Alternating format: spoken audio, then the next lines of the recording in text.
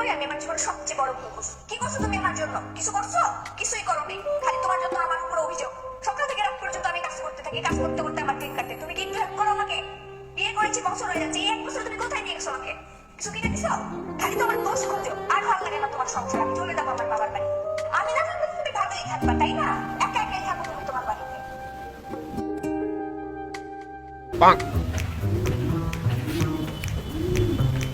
সারাটা এলাকা তোরে বুঝছি, তুই এনে বই দিছিস বেটা। আচ্ছা। ফোন বন্ধ কে তোর? কি হইছে? মনে কি হইছে? কি হইছে তোর মনে? কি এর টেনশন আছে তোর? হ্যাঁ?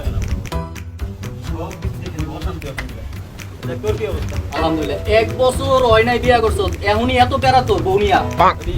তুই বাদ দে এটা, তুই আমারে দেখ। তোরে বইলা বুঝানো যাবে না। তুই আমারে দেখ। সকালবেলা ঘুমে উঠতেই চাটা বানাই, চাটা বানাইয়া এরপরে মনে কর যে তোর ভাত বয়াই দি আমি দেখে অফিসে যায়া এরপরে সারাদিন কাজ কাম কইরা এরপর আবার আই আয়া বউ কাপড় চুপড়ি ধুইয়া দিই, কাপড় চুপড়ি ধুইয়া ও ঘুমায়, ওর পাটা টিপা এরপর আমিও ঘুম। এরপর আবার বউ রাখতে হবে হাতের মুঠে। समझ गया।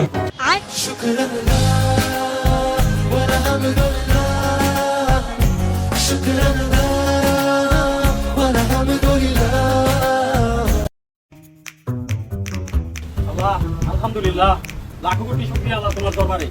তুমি অনেক ভালো রাখছো আল্লাহ আমারে, অন্যের তুলনায় অনেক ভালো আছে। আমি শুধু শুধু ডিপ্রেশনে চলে যাইতেছিলাম। শুকর আলহামদুলিল্লাহ, আমিন।